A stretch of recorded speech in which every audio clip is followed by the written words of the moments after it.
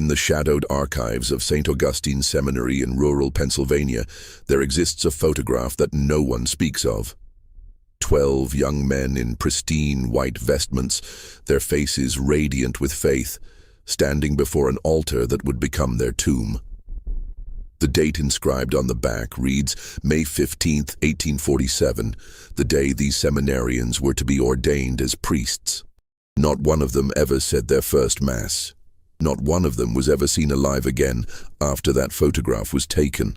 For over a century and 70 years, the Catholic Church has maintained that the entire ordination class of 1847 died in a tragic fire that consumed the seminary's east wing. But the charred remains of the building tell a different story, one that involves 13 sets of footprints leading into the chapel basement, and only one leading out. The church sealed the basement permanently in 1848, claiming structural damage. They've never allowed anyone inside since.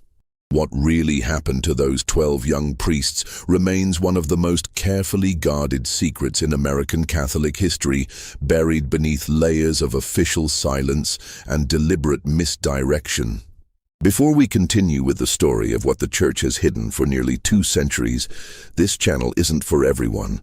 Only for the bravest souls who dare to uncover the truth behind history's darkest mysteries.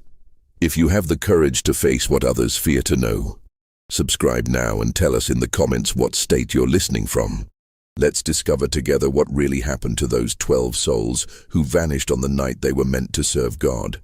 But to understand the true horror of what occurred at St. Augustine's Seminary, we must first journey back to a time when faith and fear walked hand in hand through the Pennsylvania wilderness. The year 1847 found the small town of Millbrook, Pennsylvania, nestled in the rolling hills 40 miles west of Philadelphia, a community of barely 300 souls bound together by shared struggle and unwavering Catholic faith. Founded by Irish immigrants fleeing the potato famine, Millbrook existed as a pocket of Catholicism in a predominantly Protestant region where anti-Catholic sentiment ran as deep as the mountain streams that fed their modest farms. St. Augustine's Seminary stood like a fortress of faith on the town's eastern edge, its imposing Gothic stone walls rising 3 stories above the surrounding countryside. Built in 1823 by Bishop Francis Kenrick himself, the seminary served as the training ground for priests destined to serve the growing Catholic population across Pennsylvania's frontier. The building's architecture spoke of permanence and divine purpose. Thick limestone walls, soaring arched windows, and a bell tower that could be heard for miles across the valley. The seminary's reputation extended far beyond Pennsylvania's borders. Young men from across the eastern United States came to study under the guidance of Father Superior Marcus Whitmore, a brilliant theologian who had trained at the prestigious Seminary of Saint-Sulpice in Paris. Father Whitmore demanded absolute dedication from his seminarians, believing that only through complete surrender to God's will could a man become worthy of the priesthood. His methods were rigorous, some whispered harsh, but they produced priests of exceptional faith and discipline. The class of 1847 represented the cream of American Catholic youth. 12 young men, aged between 22 and 28, who had completed their 6 years of study with distinction. Their names were inscribed in the seminary's Golden Book.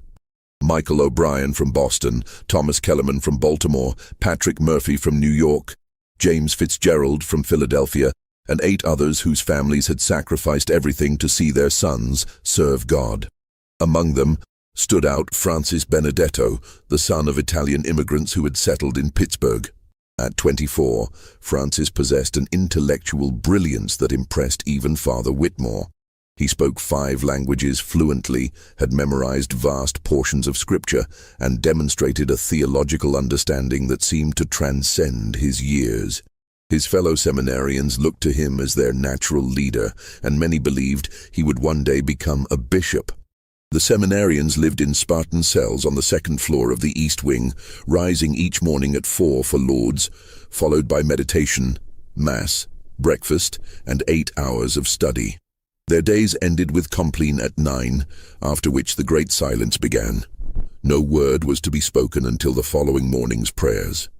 This rhythm had governed their lives for 6 years, preparing them for the sacred responsibility of shepherding souls. But in the weeks leading up to their ordination, something had begun to change within the seminary's walls. The seminarians spoke in whispers of strange dreams that visited them nightly, visions of a 13th figure dressed in black vestments, standing at the altar during their future ordination ceremony. They described the figure's face as obscured by shadow, but its presence filled them with a mixture of terror and inexplicable attraction. Father Whitmore had noticed their increasing restlessness. During their final examinations, several seminarians had given answers that troubled him deeply. When asked about the nature of sacrifice, Francis Benedetto had spoken not of Christ's sacrifice on the cross, but of the greater sacrifice that opens the door to true understanding. When questioned about obedience, Thomas Kellerman had replied that obedience to God sometimes requires disobedience to man. The other faculty members, Father Jonathan Mills, Father David Brennan, and Father Peter Kowalski, had expressed their own concerns to Father Whitmore. The seminarians had been discovered in the chapel at unusual hours, kneeling in prayer formation around a circle drawn in ash on the floor. When confronted, they claimed to have no memory of how they came to be there. Their explanation was always the same. They had been called to pray by a voice that spoke in their dreams. As May 15th approached, the entire town of Millbrook prepared for the ordination ceremony. It would be the largest such event in the region's history, with Bishop Kenrick himself traveling from Philadelphia to perform the sacred ritual. Families from across the eastern seaboard had already begun arriving, filling the town's modest inn and staying with local families who opened their homes to the visitors. The ceremony was scheduled for 10 in the morning, to be followed by a grand celebration that would last until evening. The seminarians would speak their final vows, receive the sacred oils of ordination, and transform from students into priests, empowered to celebrate Mass, hear confessions, and guide souls to salvation. It was to be the culmination of their years of preparation, the moment when their lives would be forever consecrated to God's service. But on the night of May 14th, as the seminarians knelt for their final evening of prayer before ordination, none of them could have imagined that they were about to become part of a mystery that would haunt the Catholic Church for generations to come. The evening of May 14th, 1847, began like any other in the life of St. Augustine Seminary. The seminarians had completed their final examinations and spent the afternoon in quiet reflection, preparing their souls for the sacred transformation that awaited them with the dawn. As darkness settled over the Pennsylvania countryside, the familiar rhythm of Compline echoed through the stone corridors, marking the beginning of what should have been their last night as students. Father Whitmore conducted the evening prayers with particular solemnity, his voice carrying extra weight as he blessed the 12 young men who would soon join the ranks of the priesthood. The seminary's chapel, lit by dozens of candles, cast dancing shadows across the ancient stones as the seminarians knelt in their usual formation. But those who observed them closely noted something unsettling. Their eyes seemed fixed not on the altar, but on some invisible point in the air above it. At precisely 9 o'clock, the great silence began. The seminarians filed out of the chapel in their customary order, their soft footfalls on the stone floor the only sound in the vast building. Father Whitmore watched them go, noting how Francis Benedetto paused at the chapel door and glanced back with an expression that seemed almost expectant. What happened next would forever change the course of St. Augustine Seminary's history. Brother Thomas Aquinas, the seminary's elderly porter, was making his final rounds when he heard it, a sound that made his blood run cold. From deep within the building came the resonant tones of the chapel's great bell, tolling not the customary pattern of the hours, but a slow, measured cadence that seemed to pulse with its own dark rhythm. 12 tolls, then a pause, then 12 more. The pattern repeated 3 times before falling silent. Brother Thomas knew the bell schedule by heart. No bell was supposed to ring during the great silence. More disturbing still, the bell tower was locked each night, and Father Whitmore kept the only key. Yet the sound was unmistakable, the deep bronze voice of the seminary's own bell, calling out across the sleeping valley. As Brother Thomas hurried toward the bell tower, he encountered Father Mills emerging from his quarters, his face pale with concern. "Brother, did you hear?" Father Mills began, but his words were cut short by another sound that sent ice through both men's veins. From the chapel came the sound of chanting, not the familiar Latin of their daily prayers, but something older, more primal. The voices were unmistakably those of the seminarians, but the words they spoke seemed to come from no Christian liturgy. The chanting rose and fell in waves, punctuated by responses that echoed strangely in the stone chamber. Father Mills and Brother Thomas approached the chapel doors with mounting dread. The massive oak portals, which had stood open during evening prayers, were now sealed shut. When Father Mills pressed his ear to the wood, he could hear the seminarians' voices clearly, but the words they spoke seemed to shift and change, even as he listened, as if the very air was transforming the sounds.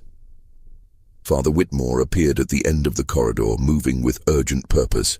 In his hand he carried a ring of keys, his face set in grim determination. "The bell tower is locked," he announced grimly. "No one rang that bell from above."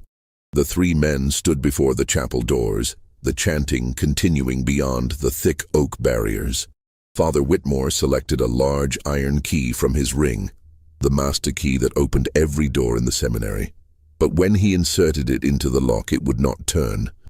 The mechanism, which had functioned perfectly for over 20 years, seemed to have frozen solid. "Get Father Brennan and Father Kowalski," Father Whitmore ordered Brother Thomas. "Something is very wrong here."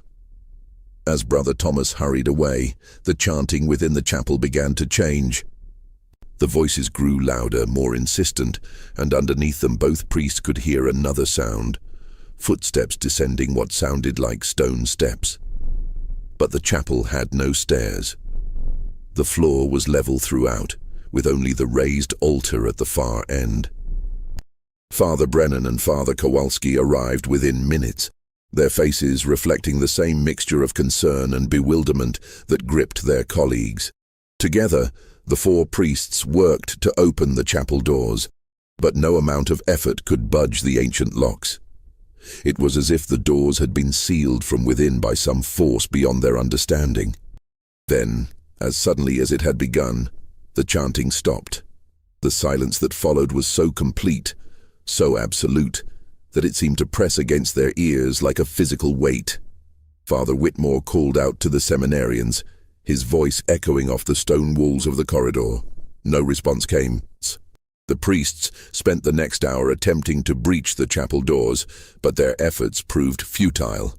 Finally, Father Whitmore made a decision that would haunt him for the rest of his life. "We'll have to go around," he announced. "The sacristy door connects to the chapel from the outside." The 5 men, the 4 priests and Brother Thomas, made their way through the seminary's corridors to the external door that led to the sacristy. This smaller entrance, used primarily for storing vestments and sacred vessels, provided direct access to the chapel's interior. Father Whitmore's key worked smoothly in this lock, and the door swung open without resistance. What they found inside defied every expectation and challenged every assumption about what was possible within the sacred walls of St. Augustine's Seminary. The chapel was empty, not merely vacant, but impossibly, completely empty. The 12 seminarians who had been chanting only moments before had vanished without a trace. Their prayer books lay scattered across the floor, pages torn and scattered like autumn leaves. The candles that had illuminated their evening prayers had been extinguished, leaving only the cold smell of recently snuffed wax. But it was the altar that truly shook the priests to their core. The massive stone structure, which had stood unchanged for over 20 years, had been moved. Not shifted slightly, but completely relocated to reveal a gaping hole in the floor beneath. A hole that descended into darkness so complete that their lamplight could not penetrate its depths. Father Whitmore approached the opening with trembling steps. The hole was perfectly circular, perhaps 4 feet in diameter, with stone steps carved into its walls, spiraling downward into the earth. The stonework was old, far older than the seminary itself, and covered with symbols that none of the priests recognized. The air that rose from the depths carried a strange, sweet scent that seemed to cling to their nostrils and make their heads spin. "This is impossible," Father Brennan whispered, his voice barely audible. The chapel was built on solid ground. The foundation records show no basement, no crypt, nothing. Father Kowalski knelt beside the opening, holding his lamp as far down as he dared. "The steps go down at least 20 feet, he reported. "I can see more symbols carved into the walls, but I can't make out where they lead." As the priests debated what to do next, Brother Thomas made a discovery that would prove crucial to understanding the night's events. Near the altar, partially hidden beneath a scattered prayer book, he found a folded piece of paper. The parchment was old, its edges yellowed with age, and the handwriting upon it was in a hand none of them recognized. Father Whitmore read the document aloud, his voice growing more strained with each word. "To those who seek the truth beyond the veil of mortal understanding, know that the path to true enlightenment requires sacrifice beyond what the weak-hearted can comprehend. The 12 who descend this night do so of their own will, called by voices that speak from depths older than any church, older than any faith built by human hands. They go to serve a purpose higher than any earthly ordination can provide. Seek them not in the world above, for they have chosen to serve in the world below. Their sacrifice opens the door for others to follow. The 13th witness remains to tell their tale." The document was unsigned, but the implications were clear and terrifying. The seminarians had not been taken against their will. They had gone willingly into the depths beneath the chapel.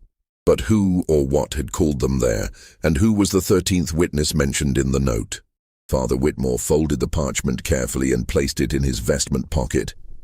"We must search the opening," he announced, though his voice betrayed his reluctance. "If there's any chance they're still alive."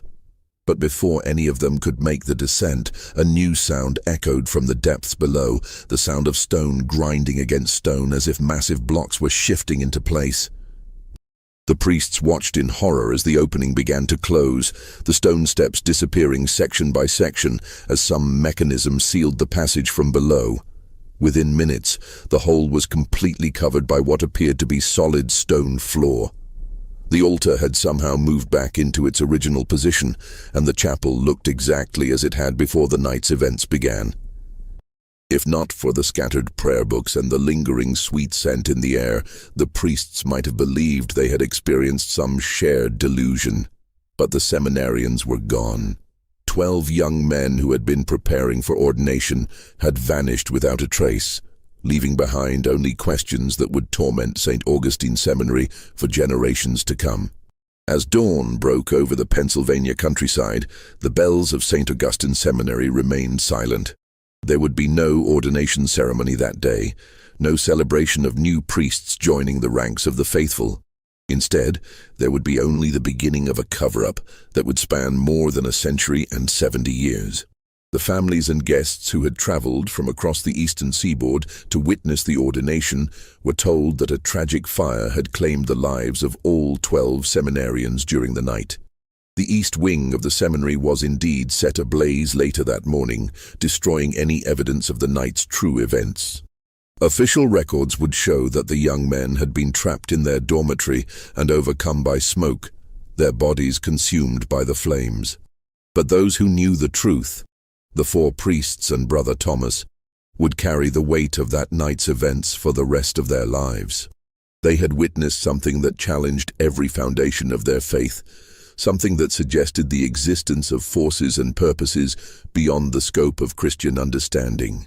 And somewhere in the depths beneath St. Augustine Seminary, in chambers that predated the arrival of Christianity in the New World, 12 young men who had once prepared to serve God were beginning their service to something far older and far more demanding than any earthly church.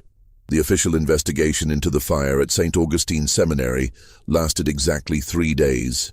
Church officials from Philadelphia arrived within hours of the reported tragedy, their black carriages creating a solemn procession through the streets of Millbrook.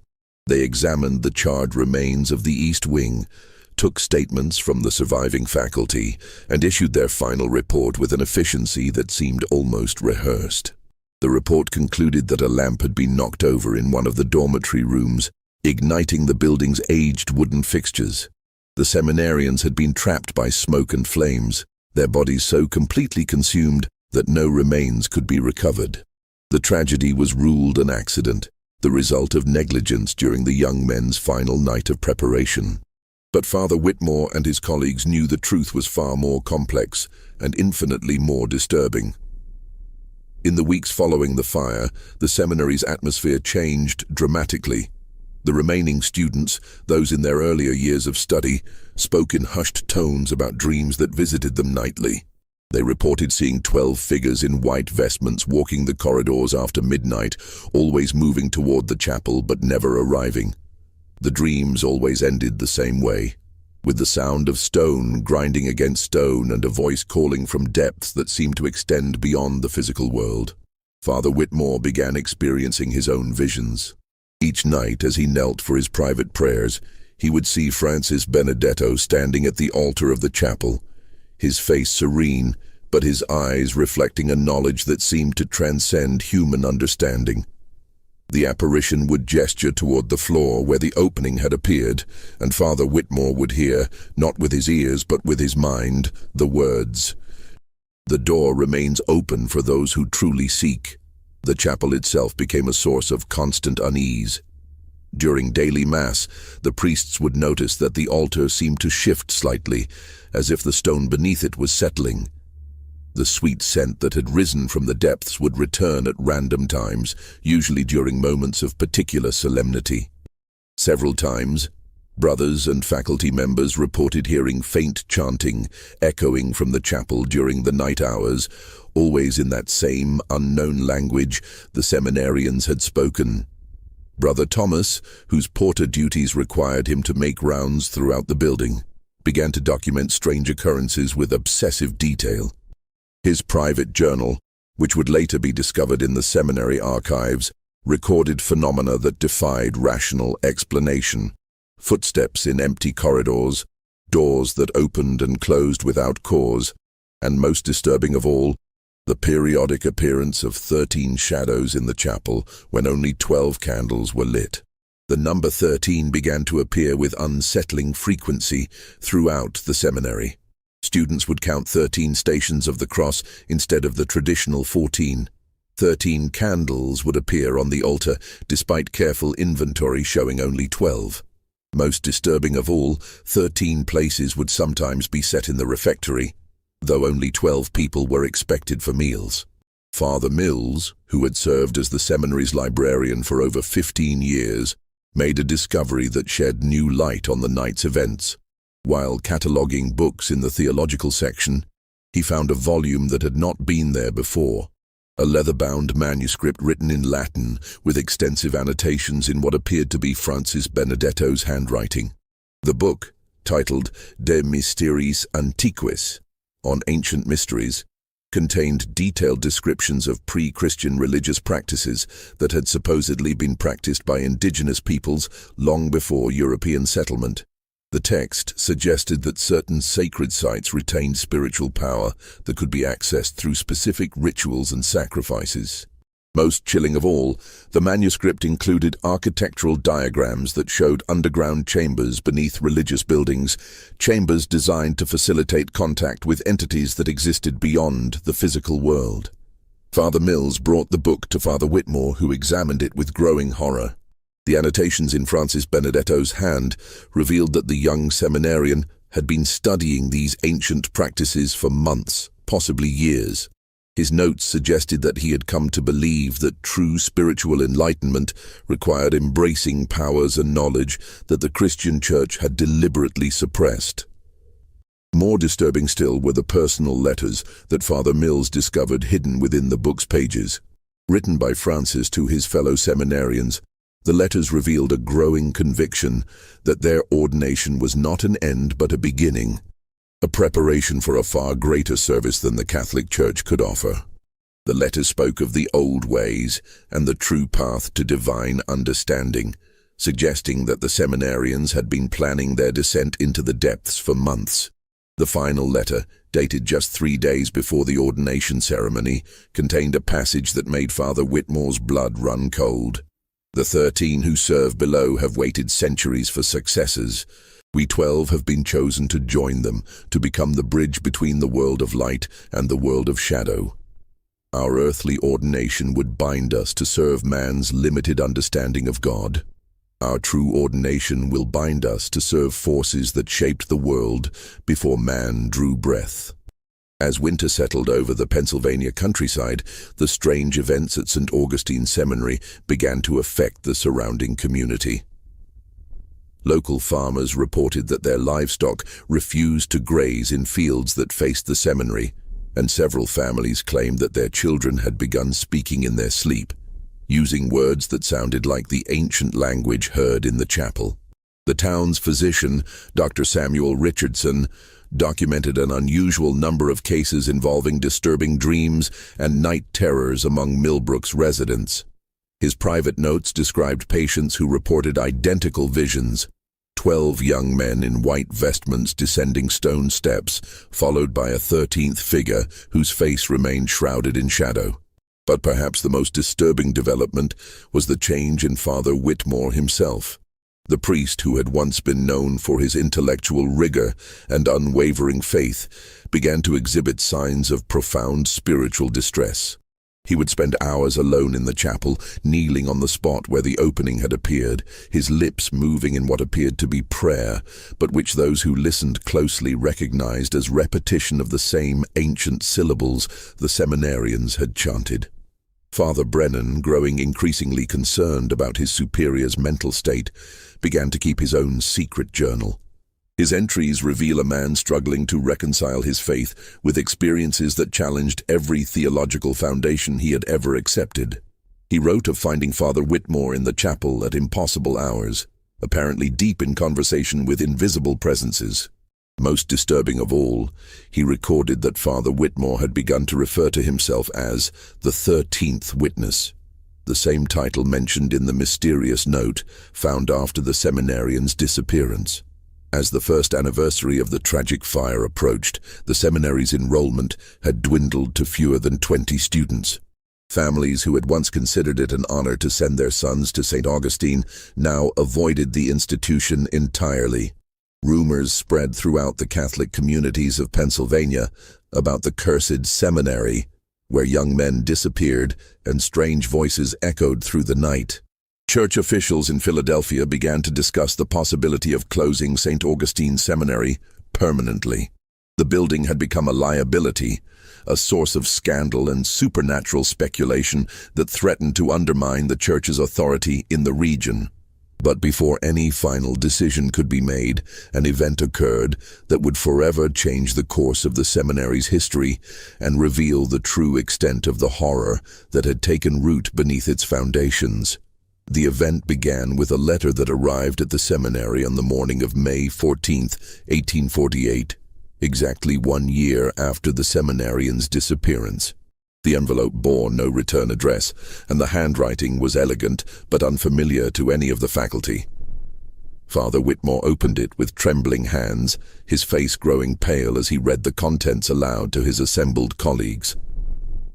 The letter that arrived on that grey May morning contained only a few lines, but their implications would shatter whatever remained of the seminary's peace.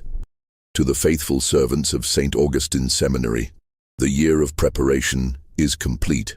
The door beneath the sacred altar opens once more tonight.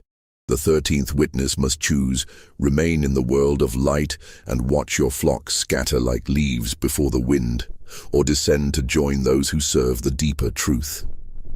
The choice has always been yours, Marcus. The 12 who wait below call your name in voices that carry the weight of centuries. Come to us freely, or watch your life's work crumble to dust. The letter was unsigned, but Father Whitmore recognized the handwriting. It was Francis Benedetto's elegant script, unchanged despite a year beneath the earth. Father Brennan, who had been watching his superior with growing concern, saw the color drain from Father Whitmore's face as he read the letter. "Marcus," he said softly, using his friend's Christian name for the first time in years. "What does it say?" Father Whitmore's response came in a voice barely above a whisper. "They're calling me home." The other priests demanded to see the letter, but Father Whitmore clutched it to his chest with desperate intensity. His eyes, which had once burned with intellectual fervor, now held the glazed look of a man who had stared too long into an abyss that had finally begun to stare back. As evening approached, the seminary's remaining students and faculty noticed a change in the building's atmosphere. The stone walls seemed to pulse with an energy that made the air itself feel thick and oppressive. The sweet scent that had appeared intermittently throughout the year now permeated every corridor, growing stronger with each passing hour. Father Kowalski, who had been documenting the seminary's decline in his private correspondence with church officials in Philadelphia, wrote his final letter that afternoon. In it, he described Father Whitmore's deteriorating condition and his growing conviction that something ancient and malevolent had taken root beneath the seminary's foundations. He ended the letter with a request for immediate assistance and a warning that the situation was spiraling beyond their control. As darkness fell over the Pennsylvania countryside, the familiar routine of evening prayers took on an ominous quality. The remaining students, fewer than 20 young men who had chosen to stay despite the seminary's reputation, knelt in the chapel with visible nervousness. They could feel the building's anticipation, as if the very stones were waiting for some momentous event. Father Whitmore conducted the prayers with an intensity that bordered on desperation. His voice, usually calm and measured, rose and fell with emotional peaks that made the students exchange worried glances. When he reached the final blessing, his hands shook so violently that he nearly dropped the prayer book. After the students had been dismissed to their dormitories, the 4 remaining priests gathered in Father Whitmore's study. The room, which had once served as a sanctuary of theological learning, now felt like a tomb. Books lay scattered across the floor, their pages torn and scattered.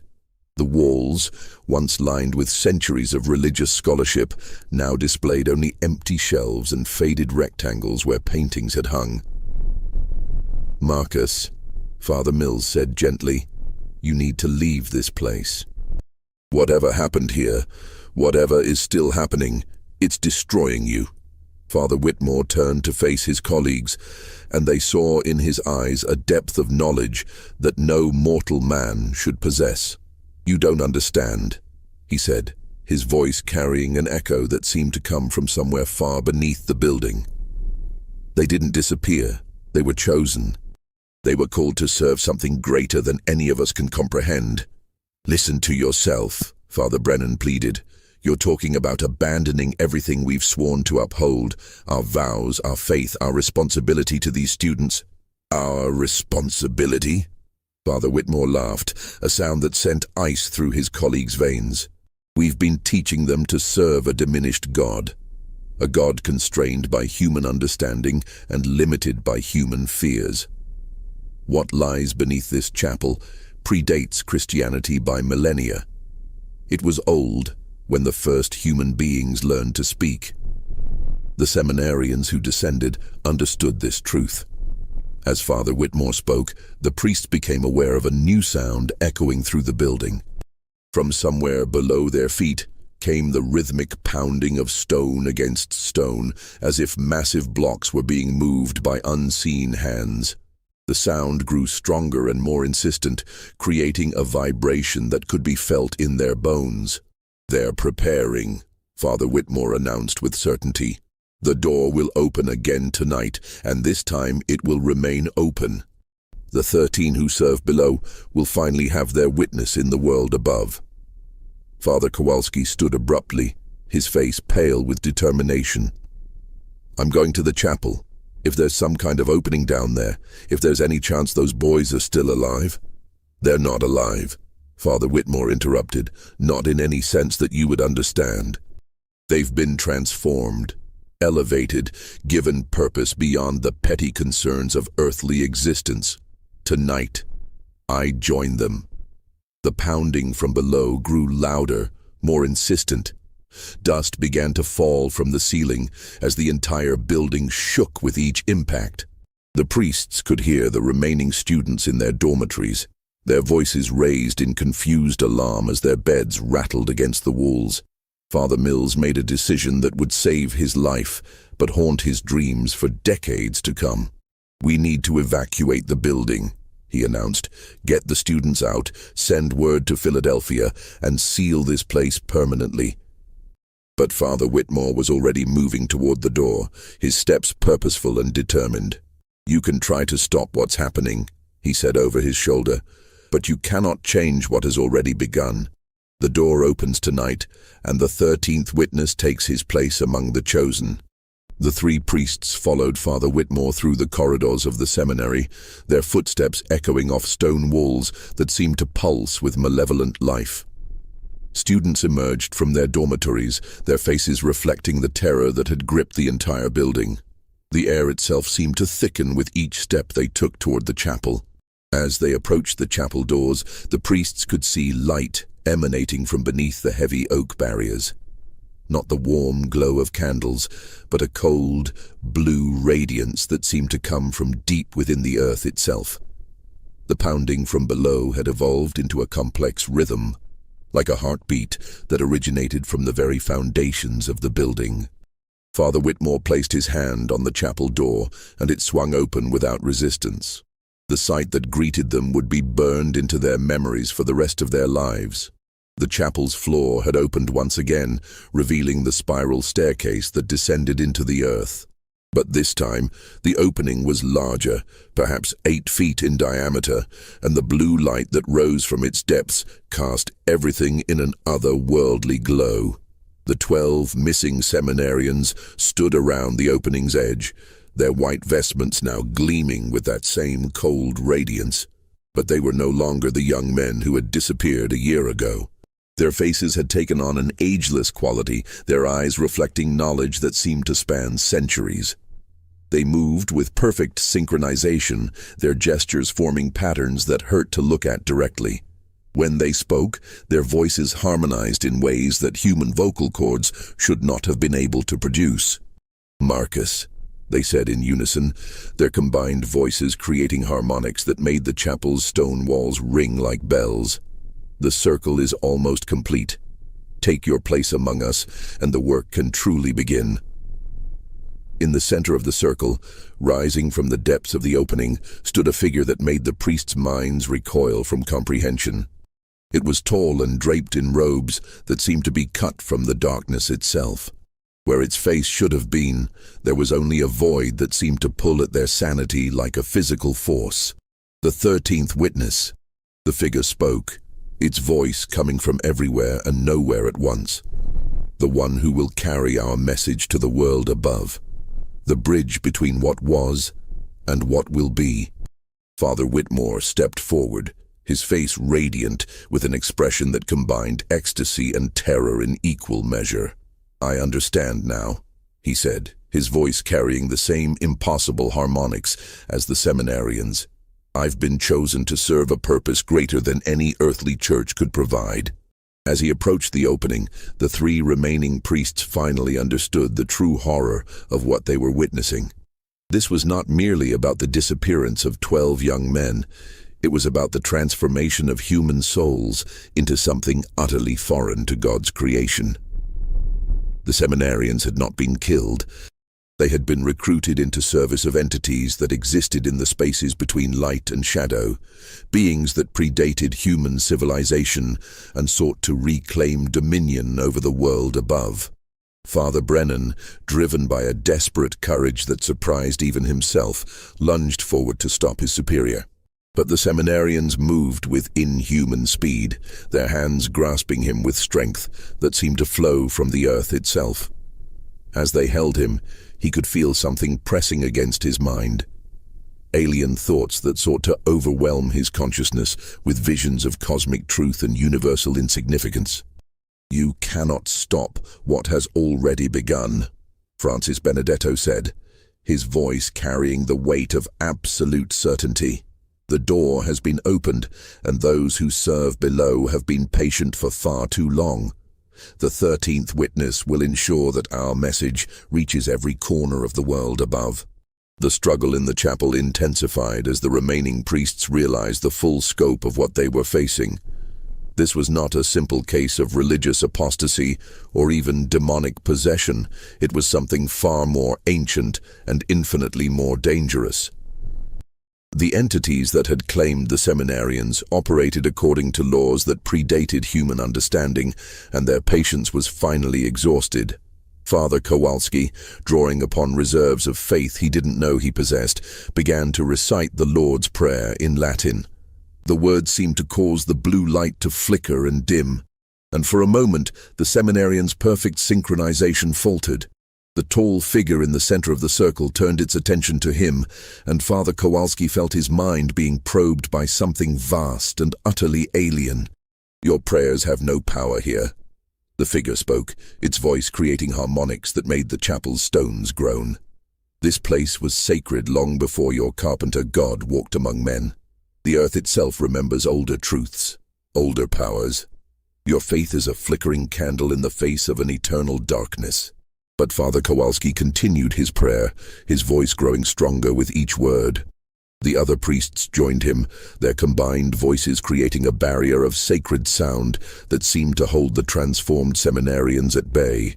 For a moment, it appeared that their faith might be enough to break whatever hold the entities had over Father Whitmore.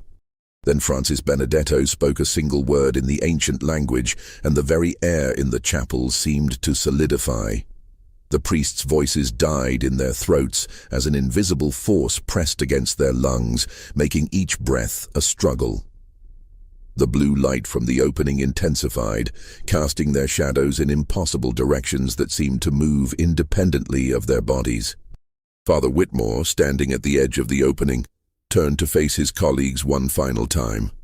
His face had taken on the same ageless quality as the seminarians, but his eyes still held a flicker of the man they had known for so many years. "Tell them," he said, his voice barely recognizable as human. "Tell them that we found what we were truly seeking.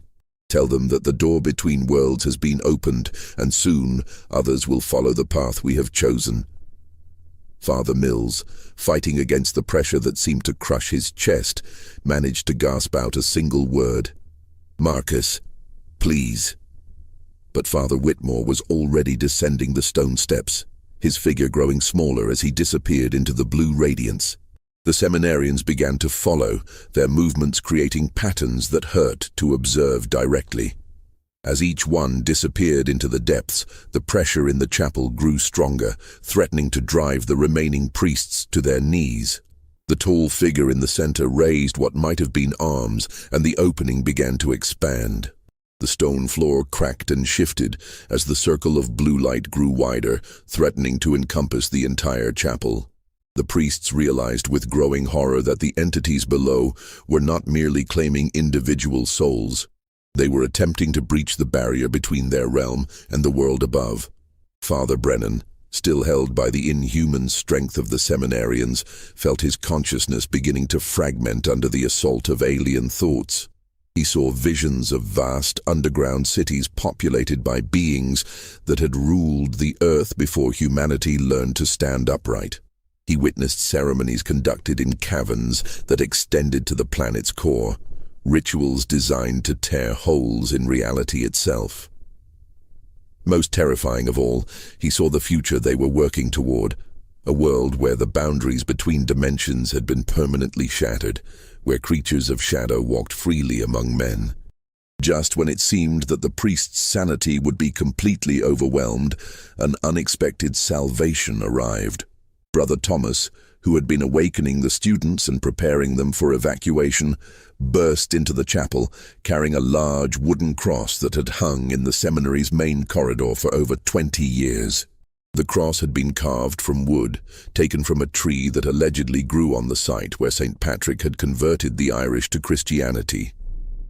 The moment Brother Thomas crossed the chapel's threshold, the blue light flickered and dimmed. The seminarian's hold on Father Brennan loosened, and the crushing pressure in the air began to ease. The ancient wood of the cross seemed to resonate with a power that predated even the entities below, drawing upon centuries of faith and devotion that had been invested in its carved surface. "The old wood remembers older truths," Brother Thomas said, his voice carrying surprising authority.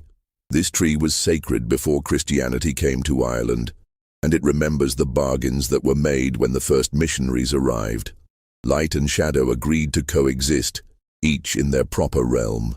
The tall figure turned its attention to Brother Thomas, and the porter felt his mind being probed by something vast and ancient.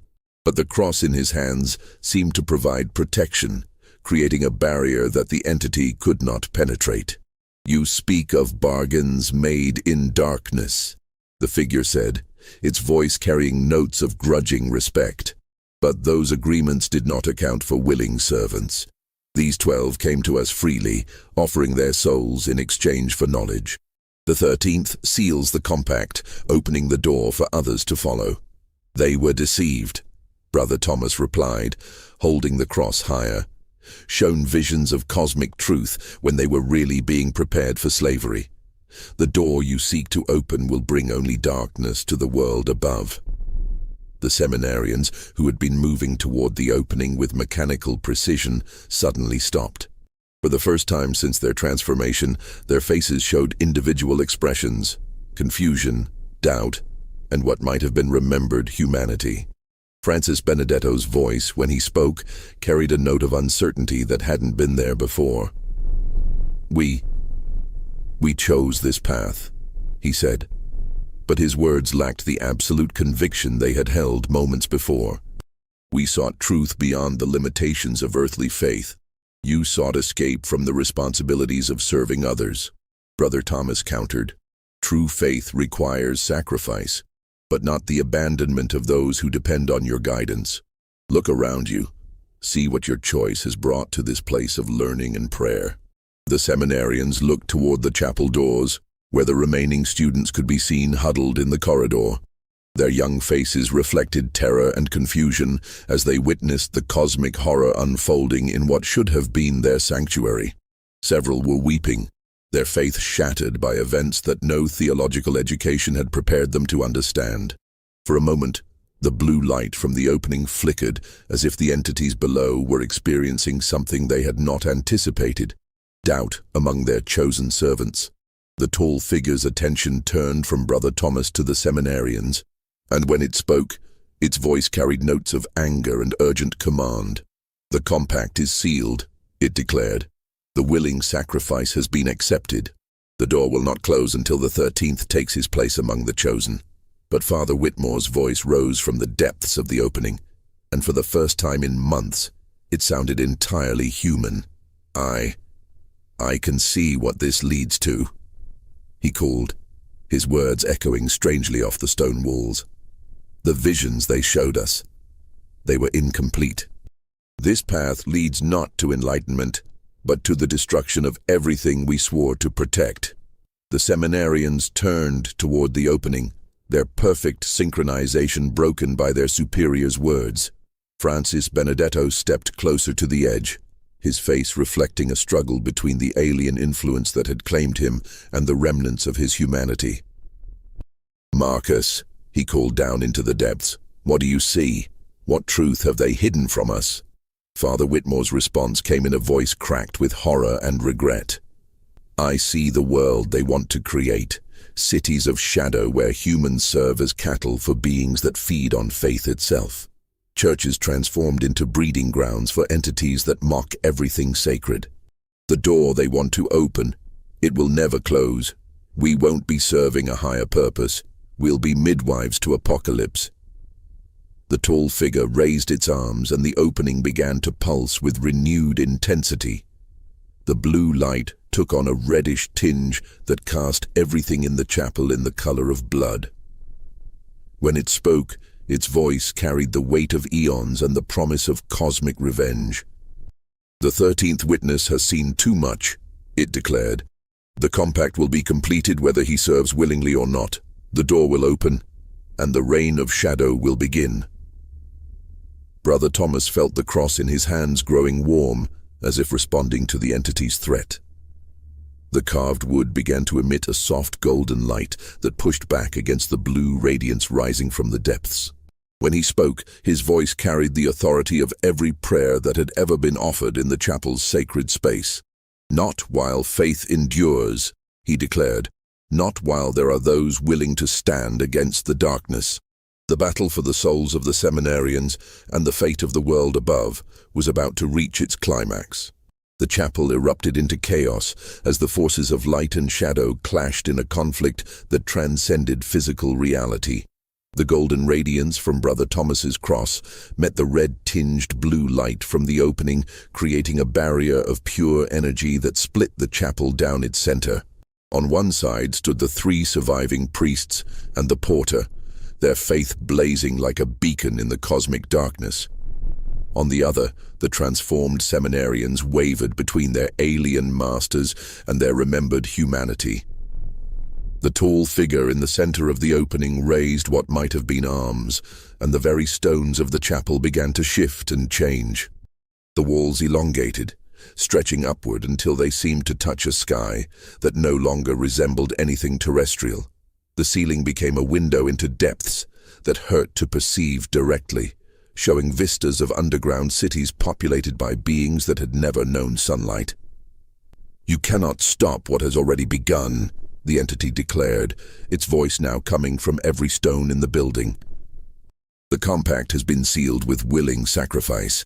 The door between worlds stands open, and the reign of shadow approaches." But Father Whitmore's voice rose from the depths with desperate urgency. "Francis, all of you, remember why you came here. Remember the vows you prepared to take. We sought to serve something greater than ourselves, but not this, never this." Francis Benedetto stepped closer to the opening, his face a battlefield between alien influence and human memory. We studied the ancient texts. We sought truth beyond the limitations of doctrine. The entities below promised us knowledge, understanding of cosmic mysteries. They promised us slavery, disguised as enlightenment. Father Whitmore interrupted, his voice growing stronger. "I can see their true purpose now. They don't want servants, they want anchors, human souls to tie their realm to ours. Every person who descends these steps makes it easier for them to manifest in the world above." The remaining seminarians looked at each other with expressions that reflected their internal struggle. The alien influence that had claimed them flickered like a guttering candle as their human consciousness fought to reassert itself. Thomas Kellerman spoke first, his voice shaking with the effort of independent thought. "The dreams they sent us, were they lies?" "Not lies," came a new voice from the depths, one of the seminarians who had descended the previous year. "But incomplete truths. They showed us the glory of cosmic knowledge while hiding the price. We are no longer human, no longer capable of the love and compassion that drew us to serve God. We have become echoes of ourselves, hollow vessels for alien will." The tall figure turned its attention to the depths, and when it spoke, its voice carried notes of urgent command. "Silence. The compact is sealed. The chosen serve willingly." But the voice from below continued. "We serve because we have no choice. The moment we descended these steps, our free will was forfeit. Don't let them claim you, Francis. Don't let them claim any more souls to their eternal darkness." Brother Thomas felt the cross in his hands growing warmer, its golden light intensifying until it illuminated every corner of the chapel. The sacred wood seemed to resonate with power drawn from centuries of faithful prayer, creating a barrier that held the entity's influence at bay. "The choice is still yours," he called to the seminarians. "Your souls haven't been fully claimed yet. You can still choose to serve the light instead of the darkness." Francis Benedetto looked at his fellow seminarians, seeing in their faces the same struggle he felt in his own heart. The alien influence that had seemed so compelling in the months leading up to their ordination now felt like chains made of shadow, binding them to purposes that mocked everything they had once held sacred. "What about Father Whitmore?" he asked. "What about those who have already descended?" The tall figure spoke before Brother Thomas could respond. "They are ours eternally. The compact cannot be broken. The door will remain open regardless of what you choose." But Father Whitmore's voice rose from the depths with surprising strength. "The compact was based on deception. We were not fully informed of the consequences. By the laws they themselves follow, incomplete knowledge invalidates consent." The entity's attention turned sharply toward the opening, and for the first time, its absolute confidence seemed to waver. When it spoke, its voice carried notes of uncertainty that hadn't been there before. The chosen descended willingly. They sought knowledge and power beyond mortal understanding. "We sought to serve God," Father Whitmore replied, his voice growing stronger with each word. "When we discovered that your offer required abandoning that service, we had already been changed beyond our ability to refuse. That is not willing consent, that is entrapment." The chapel began to shake as competing forces of cosmic law clashed within its walls. The opening in the floor flickered between the blue radiance that marked the entity's realm and something else, a soft, warm light that seemed to emanate from the earth itself, older and deeper than the alien influence. Brother Thomas understood what was happening. The entities operated according to cosmic laws that governed all supernatural interactions. If Father Whitmore was correct about the nature of their consent, then the compact could indeed be challenged. But the challenge had to come from those who had been most directly affected, the seminarians themselves. "Francis," he called urgently, "you and your classmates have to choose, but this time with full knowledge of what that choice means. Will you serve entities that want to use you as anchors for invasion, or will you serve the God who called you to protect and guide his people?" Francis Benedetto looked around the chapel one final time, seeing it not as the transformed nightmare it had become, but as the place where he had spent 6 years preparing to dedicate his life to service. The alien influence that had seemed so compelling now revealed itself as the trap it had always been, a promise of cosmic knowledge that came at the price of everything that made existence meaningful. "I choose," he said, his voice carrying the authority of absolute conviction.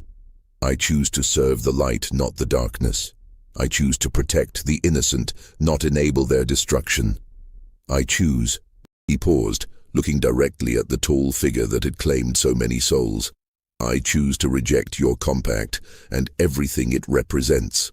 One by one, the other seminarians made the same choice, their voices joining in a declaration that created harmonics of pure human will.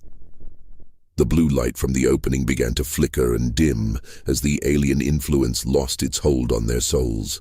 The tall figure raised its arms in apparent rage, and the chapel's walls began to crack under the force of cosmic displeasure. "The compact cannot be broken," it declared.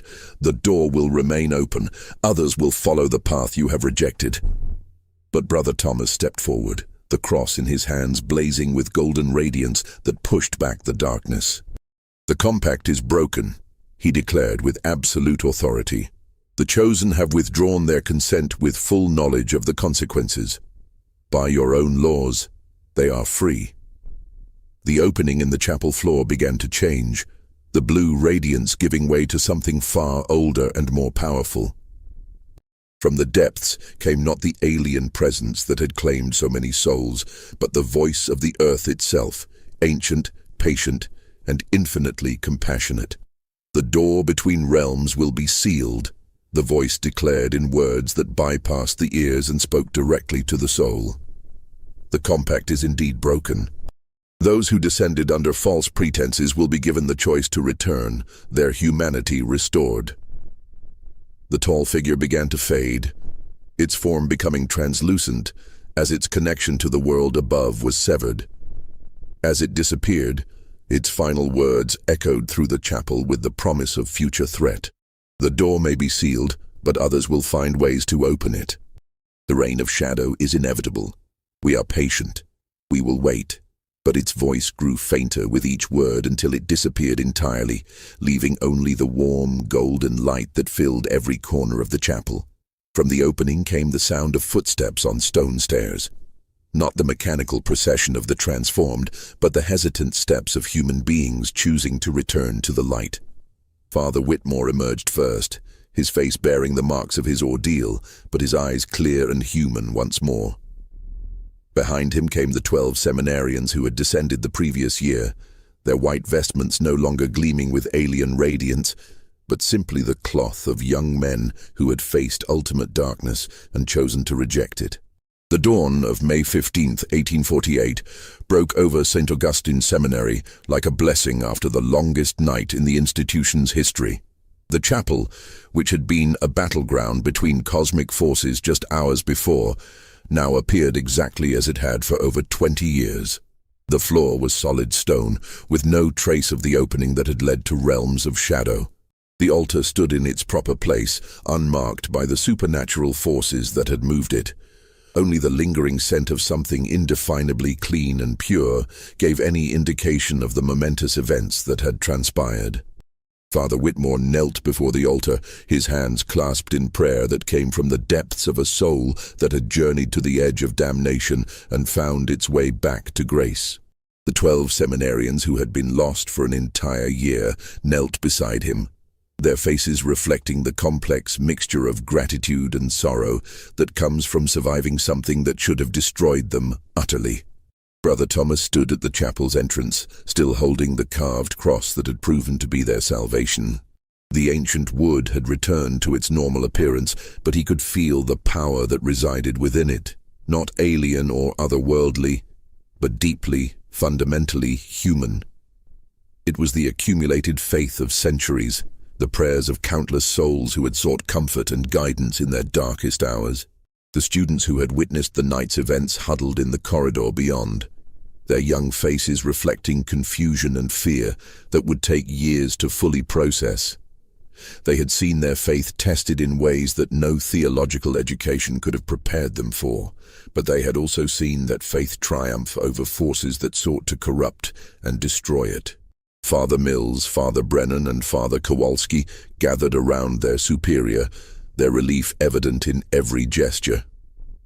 They had watched Father Whitmore walk voluntarily into damnation, and now they could hardly believe that he stood among them once more, his humanity restored and his faith stronger than ever. "How do we explain this?" Father Brennan asked quietly. "How do we tell the church hierarchy what really happened here?" Father Whitmore looked up from his prayers, his eyes clear and purposeful. "We tell them the truth," he said simply. "All of it. The entities that sought to use our seminary as an anchor point for invasion. The seminarians who were deceived into believing they were serving a higher purpose. The cosmic laws that govern supernatural contracts. Everything. And if they don't believe us," Father Kowalski asked, "then we'll show them the evidence."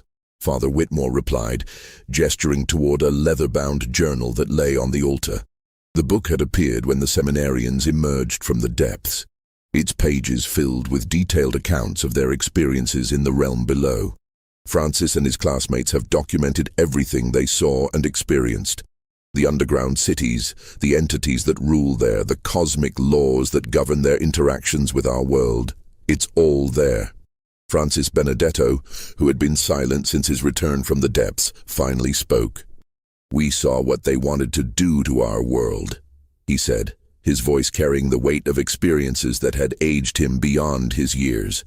"The entities below don't seek to destroy humanity outright. They want to transform it, to make us willing servants in a cosmic order that denies everything sacred and beautiful about existence. Oh, they showed us visions of the future they were working toward," Thomas Kellerman added. "Cities where humans lived in constant fear, where faith itself had been corrupted into a tool of oppression and despair. They wanted to use our seminary as a template, a place where future priests would be trained to serve their purposes instead of God's." Brother Thomas set the cross carefully on a nearby pew and approached the group of priests and seminarians. "The question now is what we do with this knowledge. Do we close the seminary and pretend none of this happened? Do we relocate and start fresh somewhere else?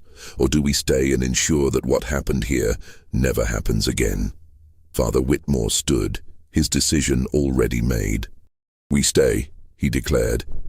This place has been tested by forces that sought to corrupt it, and it has emerged stronger.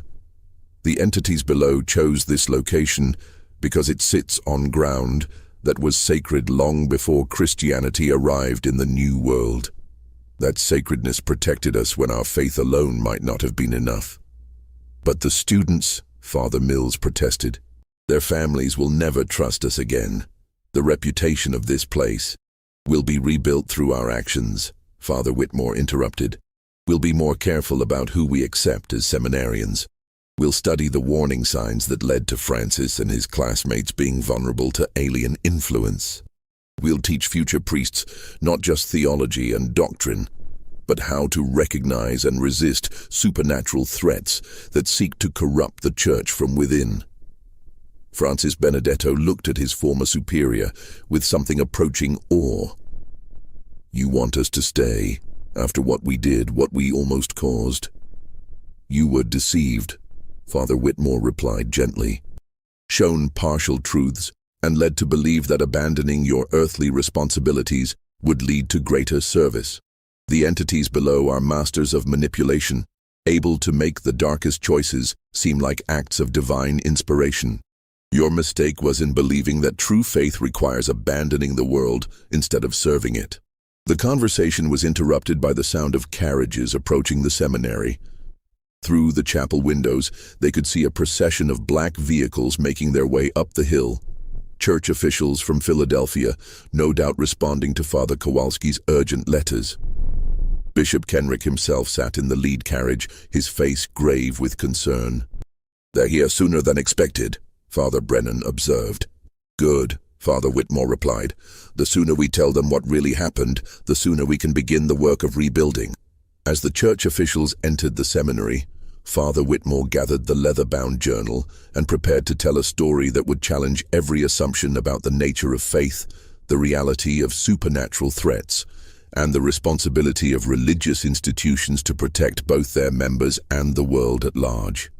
The investigation that followed lasted 3 weeks and involved theologians, historians, and even representatives of the Vatican's most secretive departments. The evidence presented by Father Whitmore and the returned seminarians was exhaustive and undeniable. The journal they had brought back from the depths contained information that could not have been fabricated. Detailed descriptions of cosmic laws, alien technologies, and supernatural hierarchies that matched ancient texts found in the Vatican's most restricted archives. In the end, the Church made a decision that would affect Catholic institutions throughout the United States. St. Augustine Seminary would remain open, but it would be transformed into something new, a training ground not just for priests, but for those called to defend the faith against supernatural threats. The curriculum would include studies in comparative mythology, cosmic law, and the recognition of alien influences that sought to corrupt religious institutions. The 12 seminarians who had been lost for a year chose to continue their studies, but their ordination was delayed by 2 additional years while they underwent intensive counseling and retraining.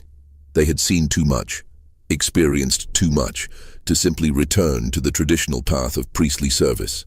Instead, they would become specialists in identifying and countering supernatural threats to the Church. Francis Benedetto, whose intellectual brilliance had made him a target for the entities below, devoted himself to creating a comprehensive guide for recognizing alien influence. His work would eventually be distributed to seminaries throughout the Catholic world, helping to prevent future incidents like the one that had nearly destroyed St. Augustine. Brother Thomas was elevated to Father Thomas and placed in charge of the seminary's new Department of Supernatural Defense. The carved cross that had saved them all was enshrined in a place of honor, its power serving as both protection and reminder of the faith that had triumphed over cosmic darkness. As the years passed, St. Augustine Seminary developed a reputation as the most secure religious institution in the United States.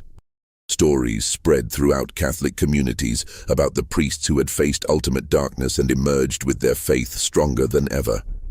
Young men who felt called to defend the Church against supernatural threats applied to study there, creating a new generation of clergy equipped to handle threats that ordinary theological education could never address. Father Whitmore continued to serve as the seminary superior until his death in 1889. His final words, according to Father Benedetto, who was present at his bedside, were, "The door remains sealed, but vigilance is eternal. Tell them never to forget what we learned. That faith without knowledge is vulnerability, and knowledge without faith is corruption." The basement beneath the chapel remained sealed, but it was no longer empty. Church architects had filled it with blessed concrete and installed a series of monitoring devices that would detect any attempt to reopen the passage to the depths. The readings from these devices, checked daily by members of the Department of Supernatural Defense, showed no unusual activity for over 50 years.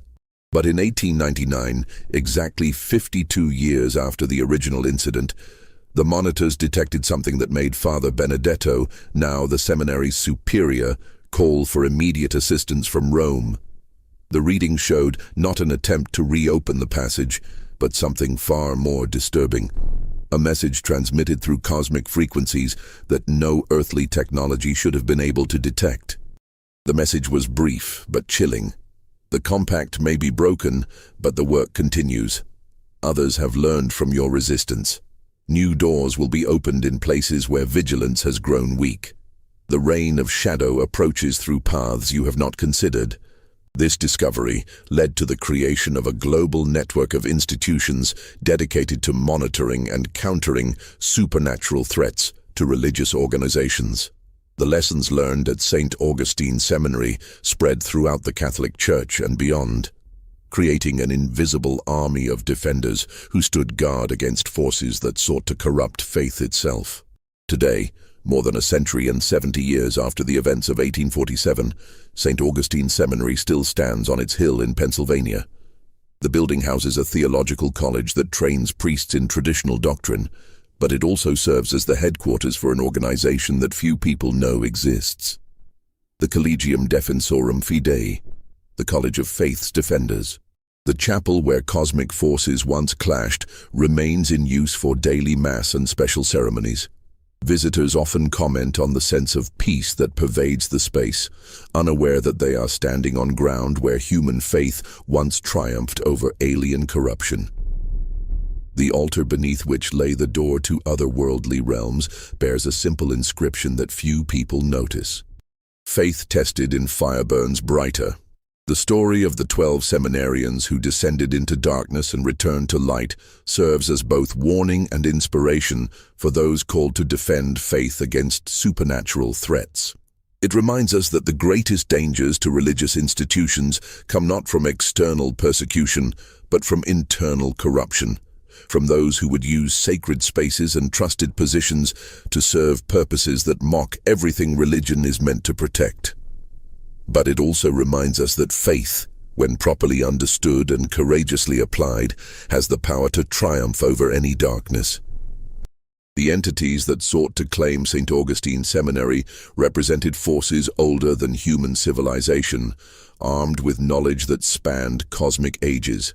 Yet they were defeated by the simple courage of ordinary men who chose to serve light instead of shadow, truth instead of deception, love instead of power. The basement beneath St. Augustine Seminary remains sealed to this day, its concrete barriers monitored by technology that bridges the gap between science and faith. The readings show no unusual activity, suggesting that the door to the depths remains permanently closed. But those who work in the Department of Supernatural Defense know that vigilance is the price of spiritual freedom, and that the forces of darkness are always seeking new ways to corrupt and claim human souls. In the end, the story of the priests who never said their first Mass serves as a reminder that faith is not passive acceptance, but active resistance to everything that seeks to diminish or corrupt it. The 12 young men who were prepared to serve God in traditional ways instead became warriors in a cosmic battle that most people never realize is being fought. Their ordination came not in a ceremony of pageantry and celebration, but in the moment they chose to reject alien promises and return to the light that had called them in the first place. This mystery shows us that the greatest threats to faith come not from those who openly oppose it, but from those who would corrupt it from within, transforming sacred institutions into tools of spiritual slavery. Yet it also demonstrates that faith, properly understood and courageously applied, possesses power that transcends any earthly understanding. What do you think of this story? Do you believe that such cosmic battles between light and darkness continue in places where vigilance has grown weak? Leave your comment below, sharing your thoughts about faith, sacrifice, and the hidden defenders who stand guard against supernatural threats. If you enjoyed this tale of cosmic horror and religious mystery, subscribe now and hit the notification bell to never miss stories that explore the darkest corners of religious history. Share this video with someone who appreciates mysteries that challenge our understanding of faith and reality. Remember, this channel is only for those brave enough to face truths that others fear to acknowledge. See you in the next investigation into the mysteries that history has tried to forget.